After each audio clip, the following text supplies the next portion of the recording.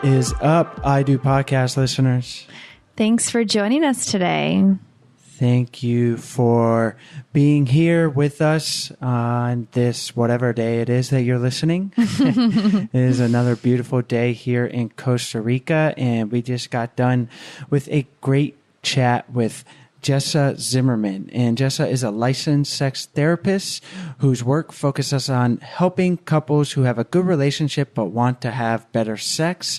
And she is also the host of the Better Sex podcast and will be releasing her first book on, guess what topic? Sex later this year. And she has a lot of great stuff for us today. We talk about the 5 areas that can be pitfalls when it comes to your sex life. And if you are human and in a relationship, there's a pretty good chance that you are going to encounter one, if not all, of these areas. And it's just really important to listen to the tips that she gives, but then to realize that just by listening, things aren't going to fix themselves. And so like a lot of the stuff on this podcast, it's great that you're getting the information, but really make the effort, try to implement at least one tip from these episodes. I know even Sarah and I, we say it all the time. We're not perfect. We are busy. We are parents, and we in 2018 want to do a better job of actually taking the advice. It's like what's the saying? Like if you took your own advice, like take your own advice oftentimes. Yeah. And so, but actually doing it. So take these tips and just use one of them. And who doesn't want to have a better sex life too? So.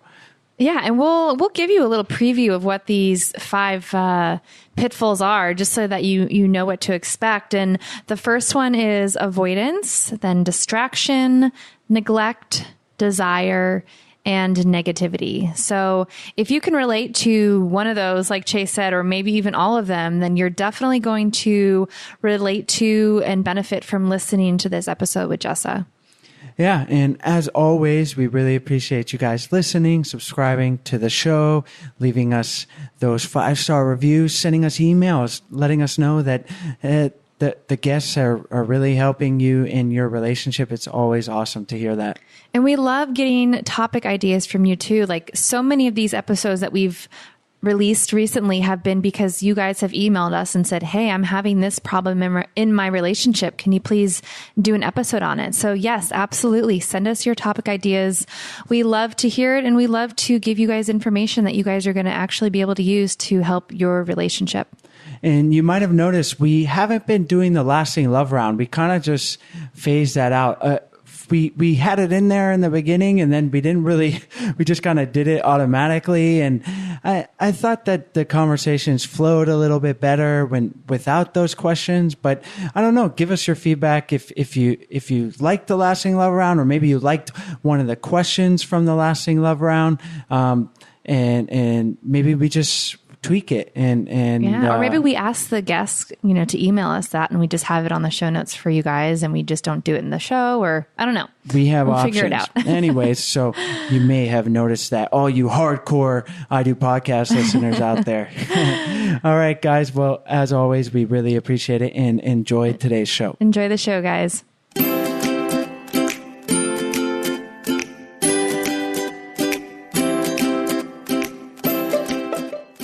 Hi, Jessa. Welcome back to the show. Thanks so much for joining us again. Yeah, thanks so much for having me. Jessa, we've given our listeners a little overview. Why don't you take a minute, tell us about yourself and why you enjoy helping people improve their relationship? Let's see. Where do I start? I'm a therapist in Seattle, and I'm a couples counselor and a certified sex therapist. So my practice is working, almost exclusively with couples, helping them with sex. And of course, you can't separate sex from the rest of a relationship, right? So we're working on more than just sex when I'm doing work with clients. And I'm passionate about it because I think, our intimate relationships really matter. I mean, I really look at this as making the world a better place, kind of one committed relationship at a time. That is a beautiful way to frame it. And yeah, we've had a lot of therapists that kind of say something similar. And then Sarah and I, we're just interviewing you guys, but we feel the same way that the world, like, it's built on people, and people have relationships. That's what is, it means to be a human almost, and it's the way we interact with each other. And it is such a great thing to be able to improve those relationships, because that's the foundation of this life, really. So we commend you for the work, and thank you for letting us grill you and interview you about the things that can help these relationships flourish. And today's topic is one that is certainly important, and we touched on it a little bit, but we're going to zero in and talk about the new rules for sex in relationship. And obviously this is a broad range of things, but but let's just jump right in, and I can lead us off, or if you want to start, let's dive into this. Yeah, let me just say a word about where they come from in a way. So it's a section in my new book, Sex Without Stress, but these aren't just appropriate for sex. Like, this is what I'm trying to do, is help people create a mindset about how they interact in relationship, and sort of have agreements, get on the same page with their partner, so we have an understanding of whose job is whose.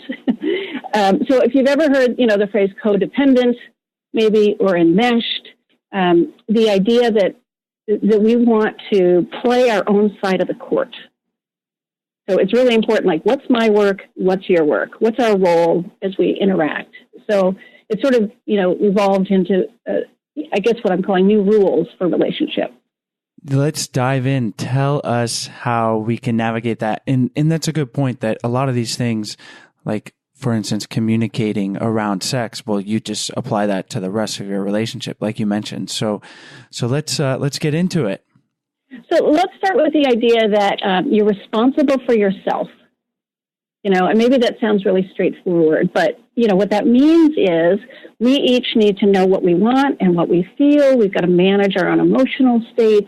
It is not our job to do that for our partner, right? It's not your partner's job to do that for you. So I see a lot of people in practice where they've developed a way of being that, like, if one person has anxiety, say, the other person's job is to sort of manage that for them, right? And not do things that are anxiety provoking, and be there and be supportive. And, and it's not like we shouldn't support our partners, we should, but ultimately our job is to be responsible for ourselves.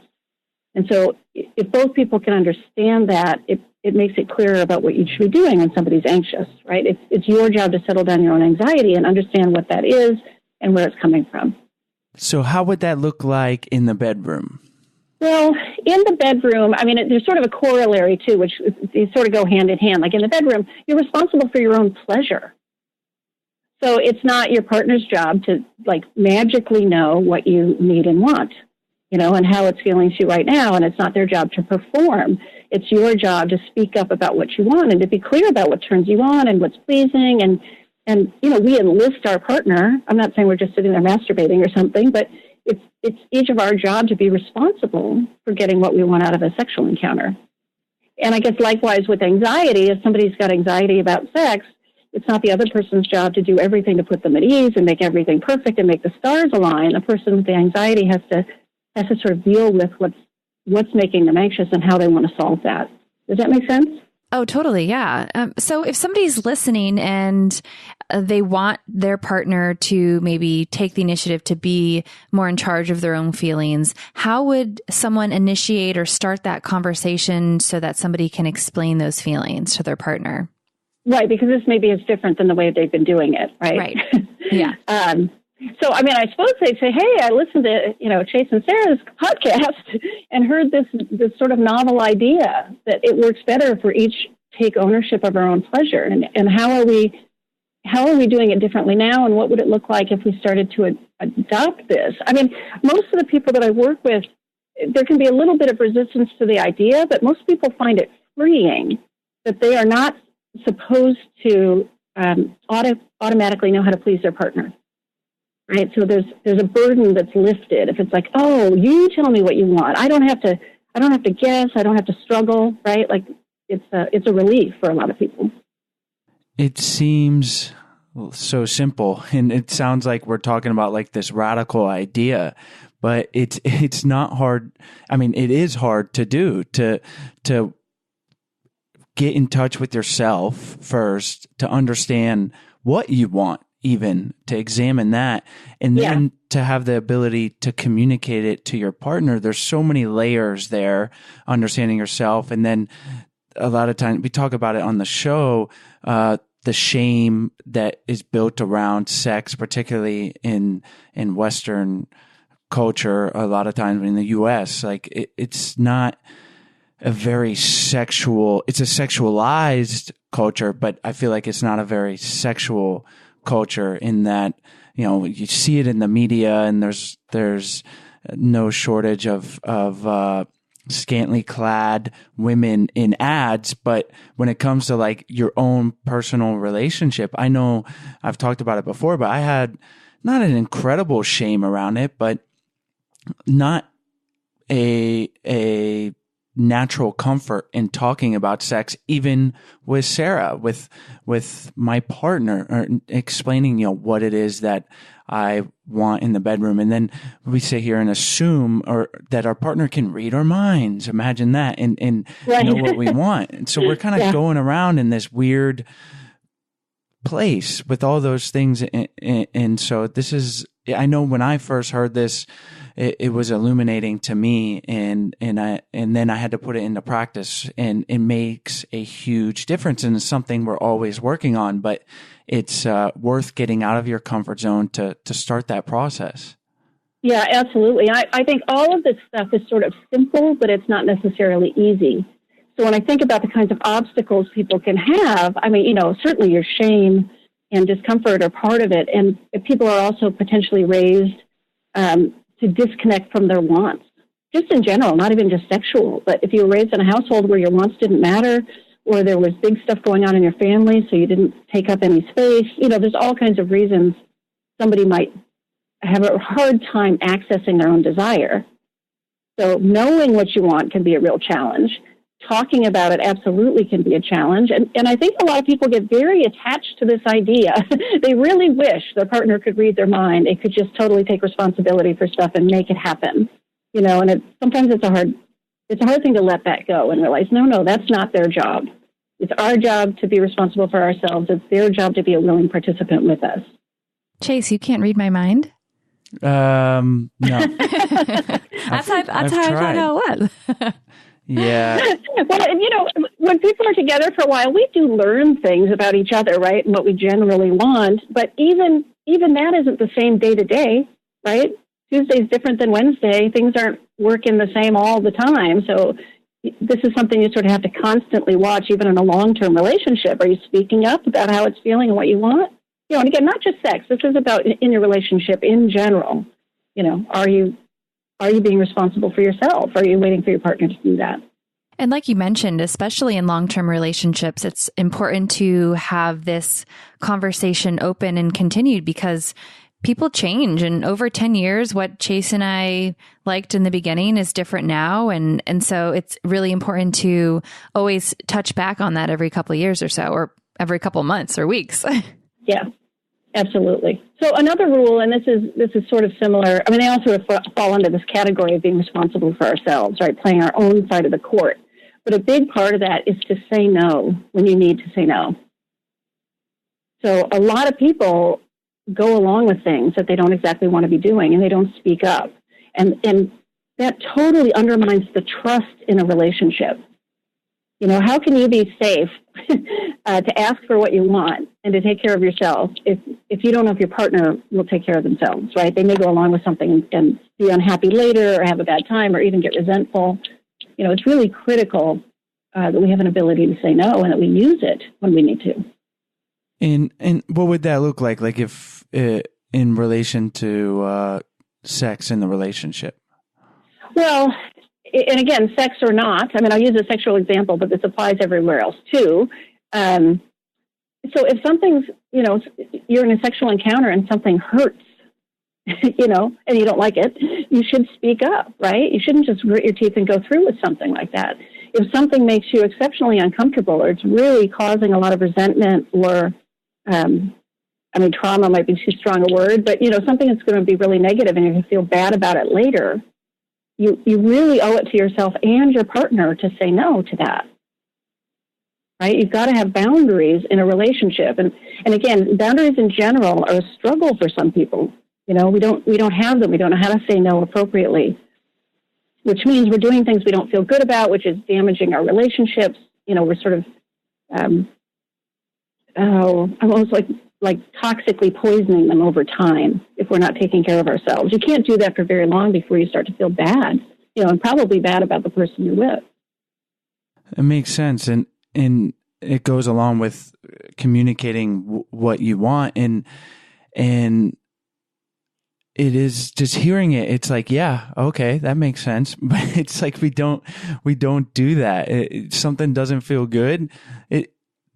Communicate that and say, let's do something else. Or it's not even that you have like this completely negative experience. It doesn't have to be.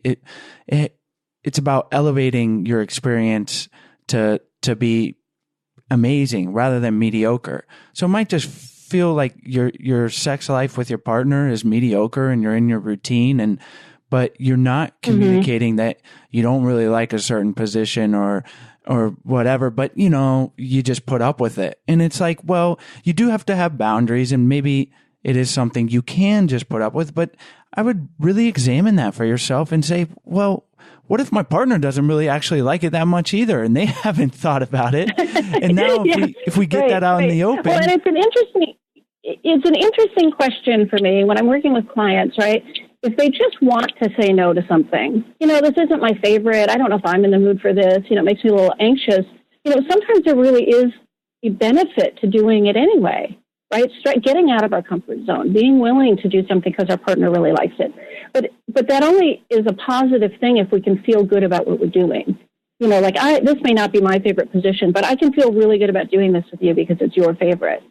That's a different thing than I'm just going to forget about what I want. I'm just going to tolerate this, and I'm going to be kind of pissed off about it later, or I'm just going to feel icky. Like, that's not what we want to be doing, right? So there's this discernment that people need. And if it's going to cause harm in your relationship, or if it's going to build resentment, if it's going to fester, I think you need to say no. That's a great point. So let's jump into the next rule that we can examine. Okay, so and again, these all sort of relate to each other, but one rule is to ask for what you want and tolerate not getting it. So back to being in charge of your own pleasure and your own desires. And again, this is not just about sex. Speaking up and saying, I want, or I would like, X, Y, or Z is a really important energetic thing. Instead of hoping for it to happen or hinting with your partner or subtly kind of manipulating a situation, or, sort of they're sitting there wishing, right? You take ownership of your desire and you say it. Whether that's, I want pepperoni pizza for dinner, or I want to do, something new in the bedroom. And just because you ask for something, just because you summon that courage does not mean you're going to get it, right? Because you're dealing with another person that has their own desires. So we have to both speak up for ourselves and advocate for what we want, and be flexible enough that we can tolerate not getting it. Yeah, these are all simple, in theory, simple things to do. But I know, like, as you're going right. over them, I'm thinking that, but I'm like, well, I'm not doing that all the time. So I think it's one thing to know this, but then to deliberately put it into practice.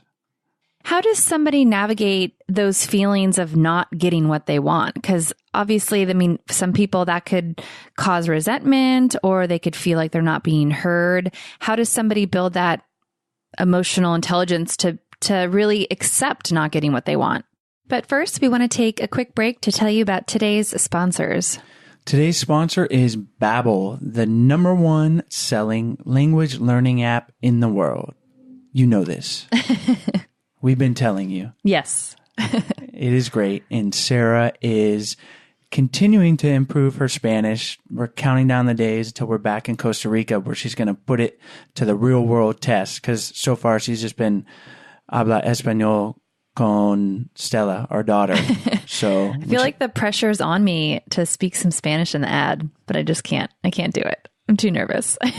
we'll let you continue to practice, and yeah, that'll be like the ultimate Babbel ad. Sarah's just going to do it completely in Spanish. Those of you out there who don't speak Spanish won't know what she's saying. Sorry. But you'll be so impressed that she learned Spanish. You're going to download the app and get 50% off with the promo code I do. And thanks to Babbel's 10 to 15 minute lessons, which are available on the app and online, I can do them anywhere at any time. So even if I only have 5 minutes here or there, my Spanish will improve.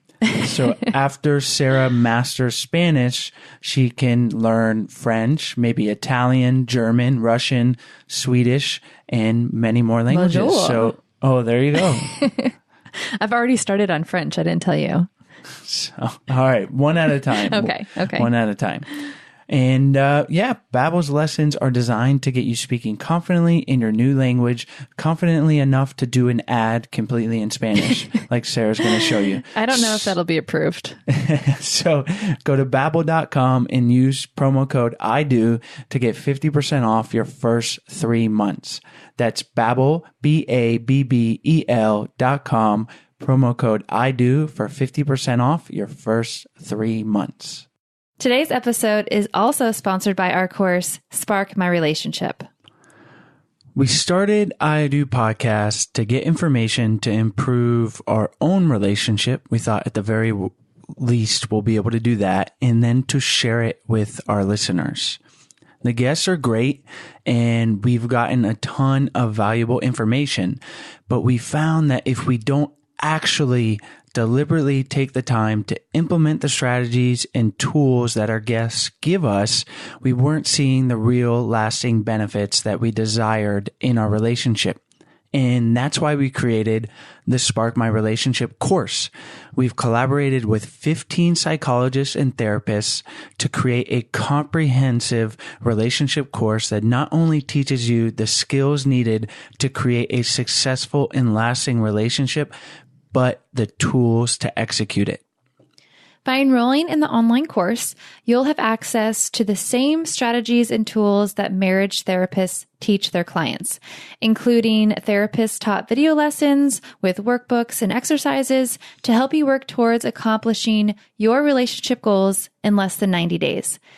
You'll also learn how to detox unhelpful relationship habits and learn healthy ways to interact. You'll learn how to disagree respectfully and communicate mindfully, as well as how to improve intimacy and reignite your sex life, and so much more. Spark My Relationship isn't just a course for struggling couples. It's a course for couples who want to see their relationship flourish. If this is you, then you are a perfect fit for the course. So for a special offer for our I Do Podcast listeners, head over to sparkmyrelationship.com/unlock. Again, for 30% off the course, plus special bonuses just for I Do Podcast listeners, visit sparkmyrelationship.com/unlock. Oh, that's an interesting question. I mean, it's not like there's a definitive answer to that. I do think it takes practice. And I think we have to look at what's the struggle for each person, right? So I definitely have had people that feel like, hey, I really put myself out on a limb to actually ask for what I want. So then they feel entitled to get it. So I think a lot of that's based on anxiety and fear. And as they get more comfortable asking for what they want, that might get better.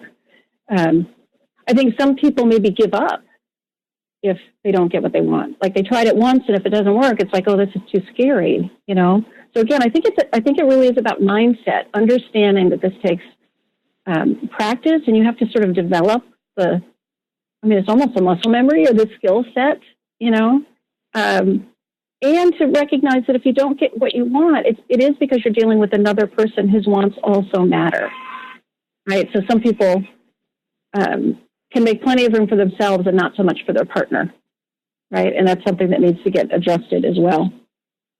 I love that point of just practicing it, because I think like a lot of the things we talk about on the show, I think people think they should come natural, or and that we should just be born with the ability to communicate our desires. And we're not, unfortunately, and we're not really even taught that in school that well. And that's kind of a different subject that we touch on a little bit, that I'm interested in, because we have a 3-year-old daughter, and I want her to grow up and have these tools when she's becoming, an adult, or she's getting into her first relationships, to communicate what she wants. And I think that's important to keep in mind. And then to be like, well, how do you get better at it? It's going to be uncomfortable, but just try it. And then don't get discouraged. Like you said, continue. And it's going to be this muscle that you build. And I know, like I mentioned earlier,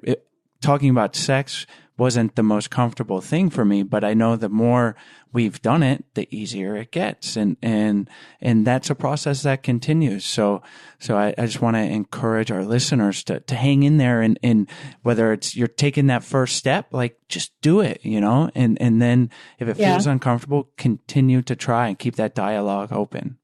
Right. And the reason I sort of felt like I had to write these, is because they really do run counter to a lot of people imagine, how relationships work. I think there's this, I don't know if it's cultural or what it is, this idea that we're supposed to be kind of codependent or enmeshed or taking care of each other, right? Like so worried about each other and hurting each other's feelings and all this stuff, that these are not the way a lot of people naturally approach relationship. But I really believe it works better if you adopt these ideas. So I was going to say, are you ready for another one? Yeah, give us another one. Okay, so it's your job to share what's on your mind. Okay, so I think a lot of people expect that their partner will notice that they're unhappy and will ask about it. Or my partner needs to demonstrate that they want to hear from me first by asking, or I'm not going to volunteer anything. But fundamentally, if you have something going on, like a complaint or a problem, or even something positive, it really is your job to volunteer it and not wait for your partner to sort of pursue you.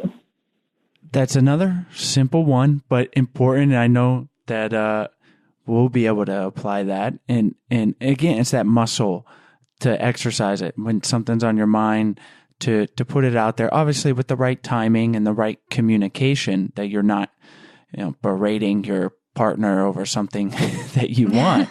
But right. What I kind of thought about when you said that one and kind of these other things, I just read Esther Perel's book, The State of Affairs, and it was really interesting, from the perspective of cheating in these things you're talking about. A lot of people, rather than, because it's a little bit uncomfortable to communicate our desires or to say what's on our mind, and these things can build up, some people would just try to find that elsewhere. It's like, oh, my partner is not reading my mind and I want them to do this, but this other person, let me explore that with them. And it's kind of crazy that happens. And it's like, obviously there's a lot of things that can be happening within the context of infidelity, but just kind of using this as an example of the flip side of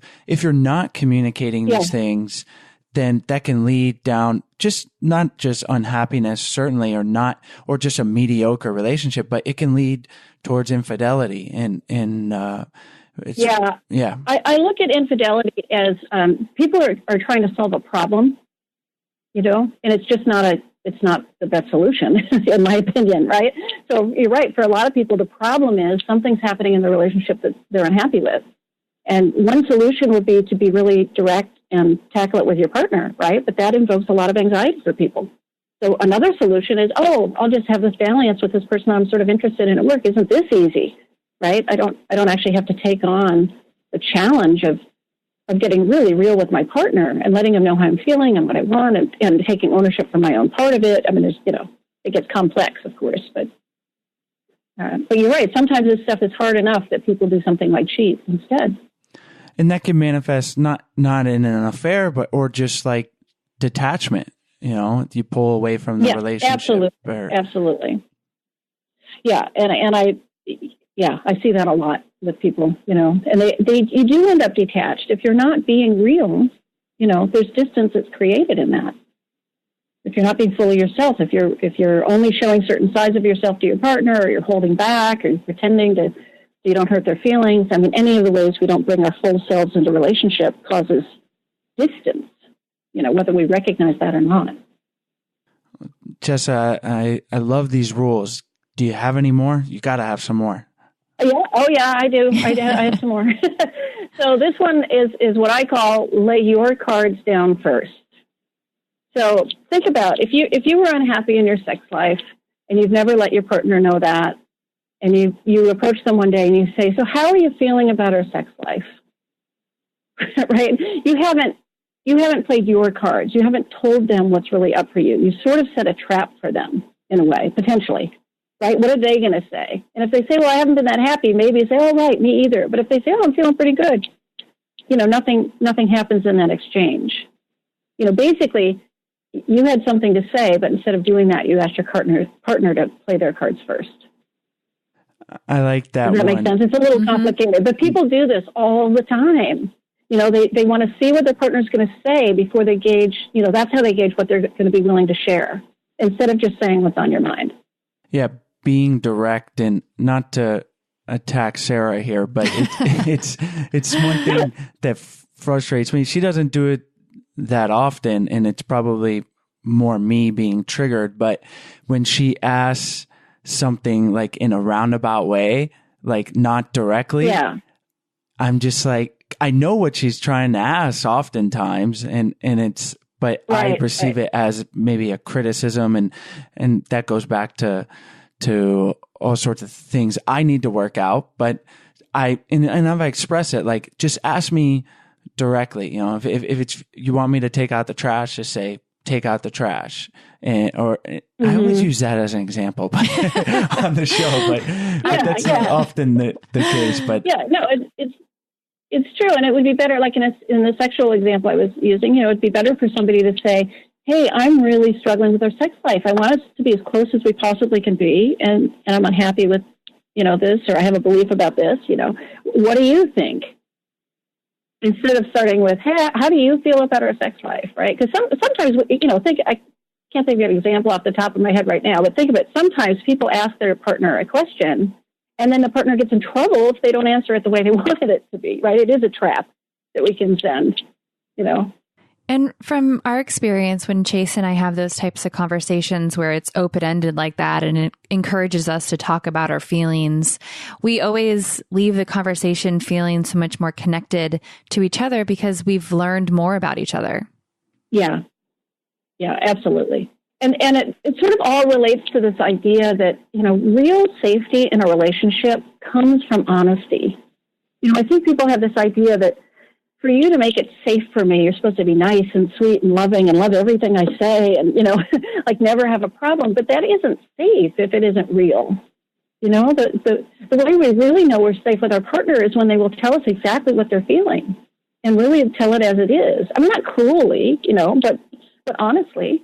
If I know you're always going to call me on my BS, or you're going to tell me exactly how you're thinking about something, I can rely on you, even if I don't like what I'm hearing. This is a good transition. You mentioned honesty, and one of the things that I think is taboo or often not talked about is once you are in a monogamous relationship, you are not to have any feelings towards the opposite sex, or like and that can look like I've heard of someone that's not allowed to get a massage from a good-looking person of the opposite sex. And it's like, and there's all sorts of things there to unpack, but there's so much, I feel like, cultural pressure that, like, once you're in a monogamous relationship, your eyes should not be anywhere else. And I feel like that's so restrictive, and it can almost make it that we want what we can't have, or it's just not being honest with your partner, because we're humans. And if I'm walking down the street, and I've said this before on the podcast, and there's an attractive guy, like, Sarah's eyes are going to notice because they're open, and she doesn't have to be like, oh, I want to sleep with him, but she can be like, oh, he's good looking. Yeah. And if she mentions that to me, like in the right context, I should be comfortable in our relationship, in our sexuality, to be like, yeah, but I just feel like that's such a repressed part of monogamous relationships. Maybe you can talk about that in your experience. Yeah. I mean, it's absolutely, we do not cease being human beings the day we enter a monogamous relationship, right? We have eyes, we have hormones, we have, of course we notice attraction the same way we did before we partnered with somebody.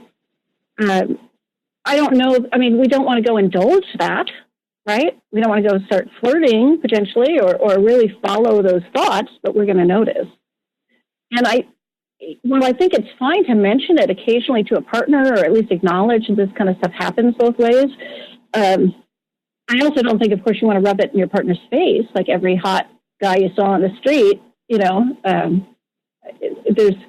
have to look at the motivation for why somebody would be bringing it up, right? Because we can be cruel to each other sometimes. So you have to think about what somebody's doing. But I think at the root of that kind of control, like if I'm not going to let you go get a massage from an attractive female massage therapist or whatever, that's insecurity, right? It's territorial. I'm staking this out, and it makes me feel better if I have these rules because then I can't be threatened. But that's not the basis of a solid relationship. That isn't trust. And of course, you want it to be coming from a place of love, and you're not trying to make a comment to dig at your partner. I was thinking, when you mentioned honesty, and you also mentioned flirting as something you don't want to go and do. But I would say talk about these things though, because maybe your partner wants to have a flirty conversation with the waiter, and yeah. And if you never talk about that, then, and that really offends you, then that's something to talk about.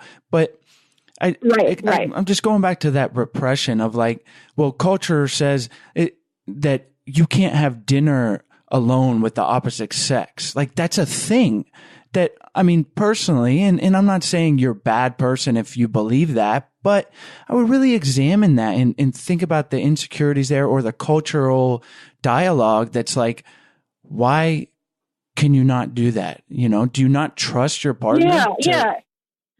Right. It really is important to examine where it comes from and to have a conversation with your partner about how they feel about it. Because, and you're right, it's not like flirting is necessarily bad or wrong. It's what are two people going to agree on? And how do they feel about that agreement? Because if one person is just exerting control and the other is submitting, that's probably going to foster resentment and hard feelings over time. But if they're both totally on the same page, well, good, Yeah, I think that's the key. And this all goes back to open communication and honesty. And that's what I wanted to drill down on, particularly on this, because I feel like we're not honest about the fact that we are humans with hormones and eyes and ears. Right.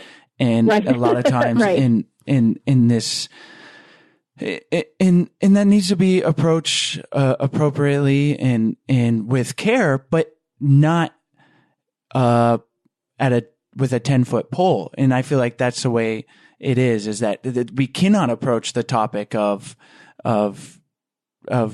talking about flirting with the waiter or whatever. And then that just is like this cloud hanging over. And I'm just speaking also personally. Sarah and I have had these dialogues, and it's felt better for me because I felt like I didn't have the to tiptoe around. Or the guilt? Yeah, or the guilt. Yeah, I mean, a lot of times it was the guilt. And then I wanted to have that conversation with Sarah because I was feeling these things, and then it created more intimacy for us. And now, we went out on a date night a few weeks ago, and we were joking around that the bartender was cute, and that was just because she was, and Sarah agreed, and we talked about it, and it wasn't like the first thing I said when we sat down, or like, but it was just a thing that was brought up in conversation, and yeah, I mean, just it felt more freeing. And I think the key was